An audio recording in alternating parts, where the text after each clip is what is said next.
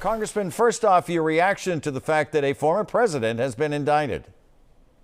This is a sad day for America. This is a day when we have to let the justice system run its course and treat the former president as the same way that it would treat any of us, because that's the country that we live in. Our foundational principle of a country of laws is that the law applies to everyone, and that's exactly what we're seeing tonight. But this is, as you said so accurately, it's uncharted water. How do you treat a former president going through this system? You treat him the same way as you would treat anyone, and that's the beauty of America. There are a lot of Republicans tonight calling for the president to be an exception, for the former president to have special treatment, to not be subject to the same laws or the same prosecution as myself or you or any other American would be. And that's not right. What's right is to treat him the way every citizen of this country is treated, which is that if you break the law and you're indicted by a grand jury, then the system of justice will take its course.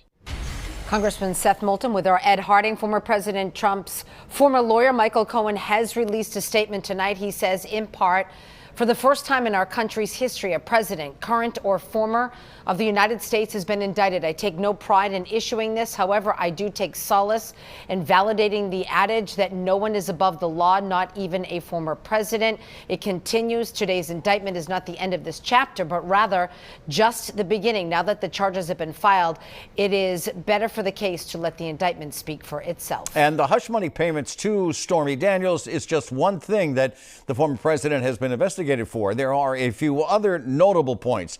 On the national level, the Justice Department has opened a grand jury investigation for the alleged mishandling of classified documents, and that includes the dozens of boxes of documents he brought from the White House to his Mar-a-Lago estate. The DOJ special counsel is also investigating Trump and his allies related to the January 6th efforts to overturn the 2020 election. You'll remember a House Select Committee spent more than a year investigating this as well.